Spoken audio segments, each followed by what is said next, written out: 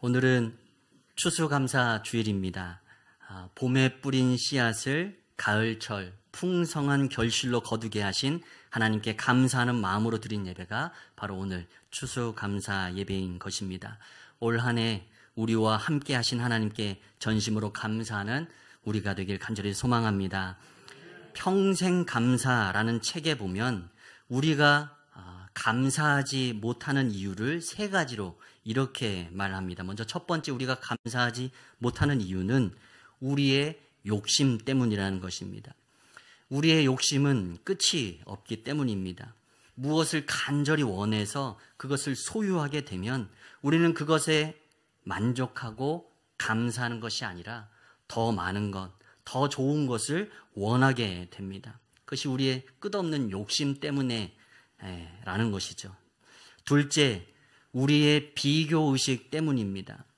비교의식은 우리를 상대적으로 빈곤하게 만들죠. 내가 가진 것이 결코 작은 것이 아닌데 그것을 감사할 수 있는데 남과 비교할 때, 나보다 더 가진 사람과 그것을 비교하게 될 때 우리에게 감사가 사라진다는 것입니다.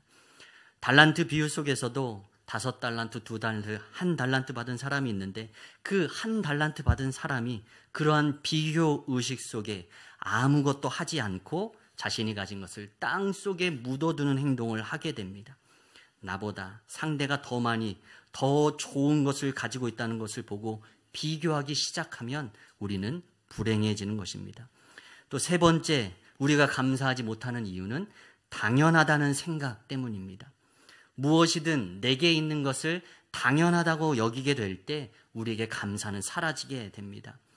있는 사람이, 더 많은 가진 사람이 없는 사람에게 나누어 주는 것, 그것이 당연하다고 생각되면 받고도 감사하지 못하게 되는 것이죠. 그리고 내게 주어진 하루를 어제처럼 내게 당연하게 주어진 것이라고 생각하면 오늘이라는 이 선물 같은 이 하루를 감사함으로 받지 못하는 것입니다.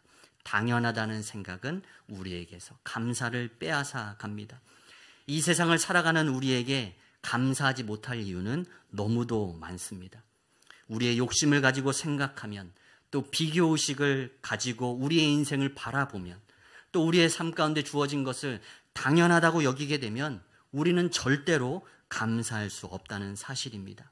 그러나 내게 있는 것을 족한 줄로 알고 자족하며 또 내게 베풀어 주신 그 하나님의 은혜를 기억할 때 우리는 감사할 수 있습니다.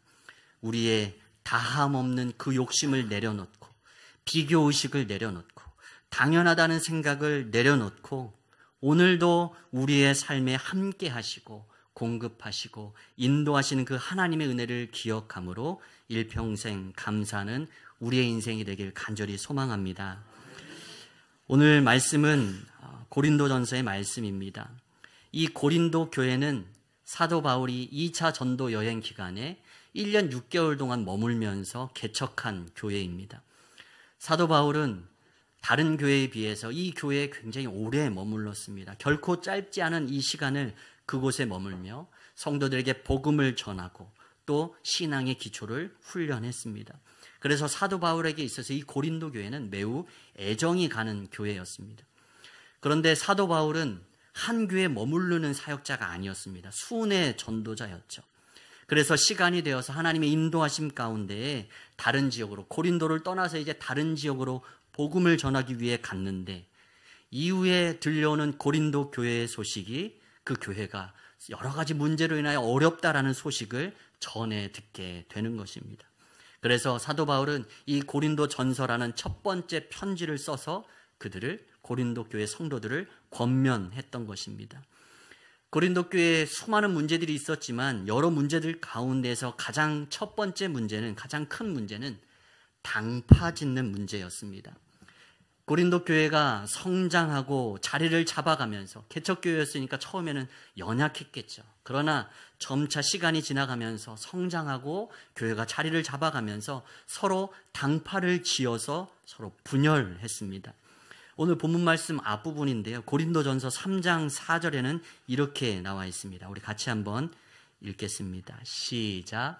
어떤 이는 말하되 나는 바울에게라 하고 다른 이는 나는 아볼로에게라 하니 너희가 육의 사람이 아니리요. 아멘.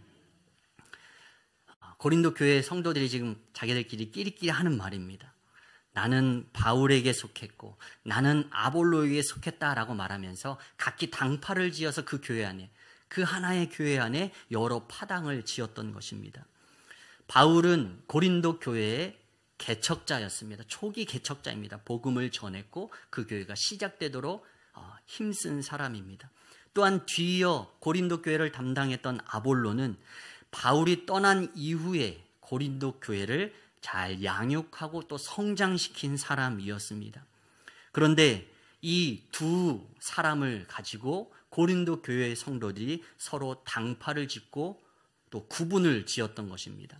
나는 바울 선생님이 좋아. 나는 바울 선생님께 복음을 들었고 바울 선생님한테 세례를 받았어. 나는 바울 선생님을 따르는 사람이야 라고, 바울 선생님이 최고야 라고 어떤 사람은 말했고, 또 어떤 사람은 나는 아볼로 선생님께 복음을 들었고 세례를 받고 그리고 양육을 받았어. 우리 아볼로 선생님이 최고야 라고 말한 것이죠. 이처럼 한 교회 안에 서로 다른 사람을 앞세우며 분열하게 된 문제가 바로 오늘 고린도 교회가 처한 문제입니다. 교회 안에서 사람을 바라보게 되면 교회는 분열하게 되어 있습니다. 이것이 내가 한 것이다, 아니면 네가 했냐, 서로 자신을 드러내고자 주장하면 분열하게 되고 시기하게 되고 또 결국은 그 교회가 좋지 못한 모습으로 나아가게 되는 것입니다. 그래서 사도 바울은 고린도 교회의 이런 분열의 모습을 육신에 속한 자라고 책망합니다. 고린도전서 3장 3절이 이렇게 말합니다. 제가 읽습니다. 너희는 아직도 육신에 속한 자로다. 너희 가운데 시기와 분쟁이 있으니 어찌 육신에 속하여 사람을 따라 행함이 아니리요. 아멘. 서로 다르게 당파를 짓고 구분을 짓고 분열한 그 교회의 모습, 시기와 분쟁이 있는 그 모습은 마치 세상에 있는 사람들의 모습과 같다라는 것입니다. 예수 그리스도를 믿고 있지만 세상 사람들과 같은 모습으로 세상의 기준을 따라서, 세상의 기준을 따라서 행동하는 그 고린도 교회들의 성도들을 향해서 육신에 속한 자라고 책망하는 것입니다. 너희는 영에 속한 자, 성령에 속한 자가 아니라 육신에 속한 자로구나 라며 책망한 것입니다. 그리고 그 육신에 속한 자를 고린도전서 3장 1절에서는 그리스도 안에서 어린 아이들이라고 표현합니다. 우리가 예수 그리스도를 믿지만 그 믿음 안에서 장성하지 못하게 될 때 우리는 사람을 드러내게 되고 사람을 바라보게 되고 교회 안에 하나됨을 이루는 것이 아니라 서로 각자 자신의 주장을 주장하며 자신의 생각을 주장하며 교회가 분열되게 되는 것이죠. 그리스도 안에서 성장하고 성숙하지 못했기 때문에 사람을 바라보고 사람을 드러내고 사람을 따라 당파를 짓는 것입니다. 고린도 교회는 이처럼 하나님의 은혜로 부흥하고 성장하고 있었는데 내부적으로는 분열이라는 큰 어려움을 겪고 있었던 것입니다. 그래서 사도 바울이 이 소식을 듣고 고린도 교회의 아픔의 소식을 듣고 분열의 소식을 듣고 이렇게 오늘 말씀을 통해 한마디 일침을 놓습니다. 오늘 6절과 7절 말씀입니다. 우리 같이 한번 읽겠습니다. 시작. 나는 심었고 아볼로는 물을 주었으되 오직 하나님께서 자라나게 하셨나니 그런즉 심는 이나 물 주는 이는 아무것도 아니로되 오직 자라게 하시는 이는 하나님뿐이니라. 아멘. 이것이 바로 정답입니다. 나는 심었고 아볼로는 물을 주었으되 오직 하나님께서 자라나게 하신 것입니다. 그 모든 것이 하나님의 은혜였습니다.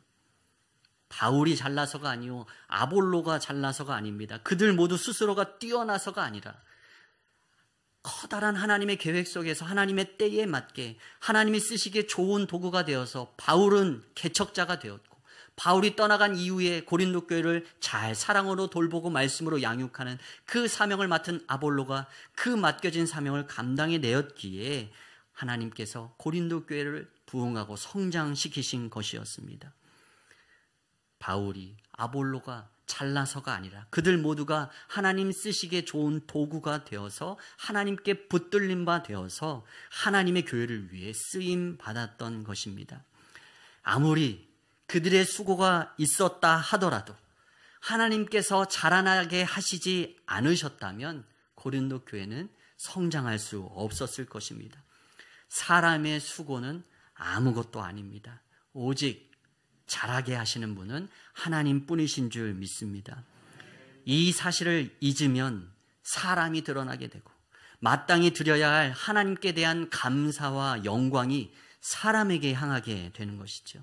그리고 교회는 분열되고 교회는 맡겨진 하나님의 사명을 제대로 감당하지 못하게 되는 것입니다. 오늘 우리의 모든 삶의 순간순간에 오늘 이 고백이 우리의 고백이 되길 간절히 소망합니다. 내가 수고하고 애쓴 것 나는 아무것도 아니로되 오직 행하신 분은 하나님이십니다.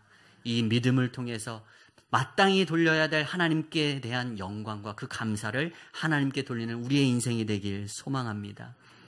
오늘 이 사도 바울은 이 분열의 모습 가운데 아파하고 있는 이 고린도 교회를 향해서 말을 전하면서 오늘 이 이야기를 농사에 비유해서 이야기를 하고 있습니다.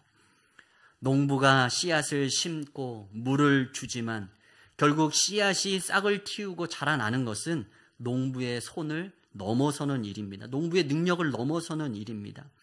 농부가 씨앗을 심는 행위를 했지만 그 씨앗에서 어떻게 싹이 나는지 그 과정은 농부가 보아도 너무도 신기한 것입니다.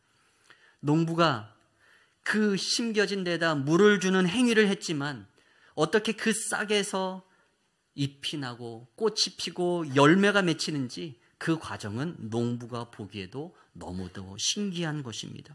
그 모든 것은 농부의 행위를 뛰어넘어 수많은 하나님의 도우심과 개입하심이 있어야만 가능한 것이라는 것입니다. 씨앗이 자라나기 위해선 심고 물 주는 행위뿐만이 아니라 햇빛과 공기, 비, 그리고 좋은 토양, 이 흙의 도움과 이 하나님의 섭리하심이 있을 때라야 그 사람의 수고가 빛을 발하게 되는 것이죠. 우리의 삶도 마찬가지입니다. 우리가 아무리 우리의 인생 가운데 최선을 다해 노력하지만 그 결과를 결국 우리에게 허락하시는 분은 하나님이라는 사실을 늘 기억하는 우리의 인생 되길 소망합니다. 농사를 지으시는 분들은 그것을 매일같이 체험합니다. 그리고 그 기쁨이, 농사 짓는 기쁨이 얼마나 큰지도 잘 알고 있습니다. 하나님이 행하신 일을 지켜보는 것, 심었고 물을 줬지만 싹이 틔어지고 자라나고 열매 맺는 그 모습을 보는 것, 그것은 농부에게 있어서 너무도 큰 기쁨입니다. 내가 행한 것을 뛰어넘는 그 하나님의 일하심을 바라보는 것, 하나님이 행하시는 일을 지켜보는 것, 그 과정에서 미약하나마 자신이 할 수 있는 것을 하는 것, 그 속에서 풍성한 결실을 맺게 되었을 때 농부는 고백하게 되는 것입니다. 오직 자라게 하시는 분은 하나님뿐입니다. 우리의 삶은 우리가 만들어가는 것 같지만 결코 그렇지 않습니다. 오직 하나님이 만들어 가십니다. 그래서 우리의 삶의 주인은 우리가 아니라 하나님이십니다. 우리의 수고와 노력은 하나님에 비하면 아무것도 아닌 것이죠. 이 모든 것이 하나님의 주권 속에서 이루어진 것입니다. 그렇기에 우리의 행함 때문에 우리가 스스로 교만할 것도 없고 우리의 잘못된 부족한 것 때문에 우리의 행실의 부족함 때문에 낙심할 것도 없다라는 것입니다. 우리가 하나님을 바라보면, 자라나게 하시는 하나님을 바라보면 우리의 행위의 잘함과 못함보다 뛰어넘어서 그것을 통해서 일하시는, 그것을 통해서 행하시는 하나님을 우리가 온전히 신뢰하고 바라보고 믿고 감사할 수 있게 되는 줄 믿습니다. 우리의 삶의 모든 순간에 그 과정마다 함께 하시는 그 하나님께 온전한 영광과 또한 감사를 올려드리는 우리의 인생 되길 간절히 소망합니다. 올 한 해 어떤 결실을 맺으셨습니까? 그 모든 것이 하나님께서 행하신 것입니다. 그 영광, 그 모든 영광 오직 하나님께만 올려드리길 소망합니다. 우리 교회 지난 10월 성내동 교회, 서울에 있는 성내동 교회 전도팀이 우리 지역에 오셔서 함께 전도 활동을 했습니다. 이 공도지역, 대림동산 지역 전도 활동을 이렇게 함께 했는데요. 전도 활동을 그때 팀별로 나누어져서 7개, 8개 팀별로 나누어져서 전도 활동을 했는데, 전도 활동을 하고 나서 다시금 교회로 돌아와서 각 팀별로 보고회를 가졌습니다. 그래서 그 전도의 현장 속에 하나님의 일하심, 성령님의 일하심에 대해서 보고하고 나누고 또 함께 기쁨을 나누는 시간, 은혜를 나누는 시간을 가졌습니다. 한 팀이 이런 고백을 하셨습니다. 어떤 집에 방문을 했는데 이제 똑똑똑 이제 노크를 하고 이제 가가호 방문을 하는 전도를 했는데, 어떤 집에 방문을 했는데 개가 너무도 시끄럽게 짖더라는 것입니다. 막 문을 열자마자부터 시작해서 뭐 개가 해야 될 일은 낯선 사람이 오면 짖는 일이니까 그렇게 했겠죠. 이제 방문을 했는데 개가 너무나 시끄럽게 짖었다는 것입니다. 그랬더니 이제 말을 거니까 대화가 잘 안 되는 겁니다. 이야기가 잘 안 들리니까 주인분이 잠깐 집에 들어와서 얘기하시자고 이렇게 해서 그 집에 들어가셨다라는 겁니다. 실은 요새 낯선 사람이 와서 무엇인가를 이야기한다라고 했을 때 불편한 마음을 갖는데, 개가 너무 시끄럽게 하니까 잠깐 들어오시라고 이렇게 말하는데, 그것을 얘기하면서 개를 통해 일하신 하나님께 감사드립니다. 네, 그분이 그렇게 보고를 하신 거예요. 네. 그 개가 아니었으면 집 문 열고 들어가기 어려운 지금 상황이었는데, 그 강아지가 왜 이렇게 짖는지, 근데 그것이 도리어 하나님께 감사를 드릴 수 있는 제목이 되었다라는 것이죠. 들어가서 복음을 제시하고 한 30-40분 이야기하는 그 복음의 그 제시의 과정을 그 안에서 하고 또 함께 기도하고 결신하는 그 이야기들을 들으면서 하나님이 개를 통해서도 일하시는구나, 이 고백이 우리 안에서 기쁨으로 있었습니다. 또 한 집을 방문했는데 한 팀이 보고한 내용입니다. 복음을 전하려고 이렇게 다가가서 잠깐 시간 좀 내주실 수 있습니까? 이렇게 말을 했는데 이제 싫다고 말하셨다는 거예요. 그러면서 우리 동네에 매주 여호와의 증인들이 찾아오는데 내가 그 사람들 우리 집에 한 걸음도 내가 허락한 적이 없다고, 나 싫다고 어서 나가시라고 이렇게 하신 거예요. 그래서 이제 가야 되는데, 돌아서서 이제 나가야 되는데, 그 할머니께서 뭘 하고 계셨냐? 가을에 감을 따고 계셨습니다. 그러니까 이제 이 전도팀이 좀 힘들어 보이시는데 감 좀 따드릴까요? 이렇게 말씀을 하신 거예요. 감사하죠. 이제 어르신 혼자 따시기 힘드시니까. 그러면서 이제 감을 따드리는 거예요. 감을 따드리면서 시간이 지나면서 마음문이 열리고 이런저런 이야기하다가 복음을 제시할 기회를 얻어서 또 복음을 제시하고 또 함께 기도하고, 또 갈 때는 감을 막 한 보따리 먹고 싸고 해가지고 전리품이라고 해서 가지고 오셔서 이게 하나님이 주신 선물이고, 또 하나님은 오늘 감을 통해서 이렇게 일하셨습니다, 이런 고백을 하는 것을 보았습니다. 이처럼 각 팀별로 이렇게 전도에 대한 보고를 하고, 모든 팀이 맨 마지막에 동일하게 하는 고백하는 문장이 하나 있었습니다. 그것이 보고의 양식 가운데 쓰여져 있는데요, 그 문구는 이렇습니다. 모든 영광 하나님께 올려드립니다. 그분들 수고하고 노력하셨죠. 요새 세상에 밖에 나가서 모르는 사람에게 복음 좀 제시하겠다고 말을 걸어서 그분들과 30-40분 함께 대화를 나누는 거 결코 쉬운 일이 아닙니다. 그분들도 수고하셨습니다. 그러나 그분들은 그들의 수고를 내려놓고 모든 영광 하나님께 올려드립니다. 모든 보고의 끝을 그렇게 하나님께 영광을 올리는 고백으로 올려드렸습니다. 자칫하면 간증이 사람의 자랑이 될 수 있습니다. 그렇게 항상 우리의 초점은 하나님께 있어야 합니다. 우리의 삶을 바라보는 관점도 마찬가지입니다. 내가 이만큼 수고했으니까 이만큼 거두는 건 당연한 거야. 내 수고와 열심에 대한 대가라고 생각하면 하나님께 대한 감사는 사라지게 만들고 나만이 드러나게 됩니다. 시기와 분쟁은 하나님이 아니라 사람이 드러날 때 나타나는 현상입니다. 그리고 이것은 영적 어린아이와 같은 신앙의 모습을 지닐 때 나타나는 특징입니다. 우리의 신앙의 모습은 어떻습니까? 어린아이의 모습은 아닌가? 내 자신만을 내 중심적으로 생각하는 삶은 아닌가? 이런 한번 우리의 삶을 돌아보는 시간 되길 간절히 소망합니다. 어린아이는 자기 중심적입니다. 이거 내 거야. 싫어. 아니야. 자신의 생각으로 좋은 것은 좋다고 하지만 자신의 생각으로 싫다고 하는 것은 싫다고 말합니다. 부모의 입장에서 보았을 땐 그것이 위험한 것이고 그것이 잘못된 길인데, 어린아이의 심정에서는 그것이 싫은 것입니다.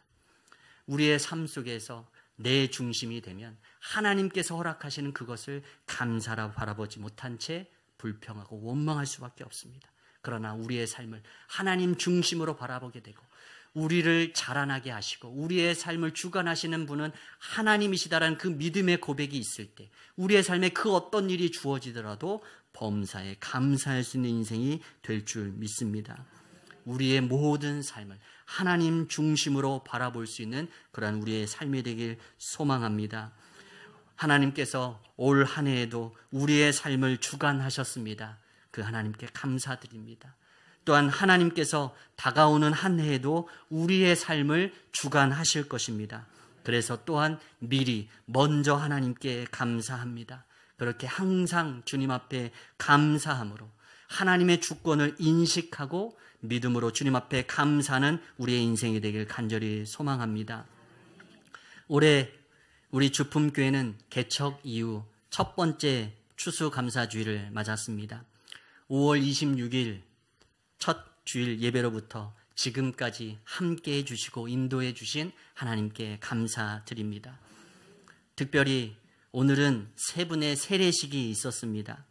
교회가 세례를 베푸는 것, 이것은 교회의 본질적이고 핵심적인 사역입니다.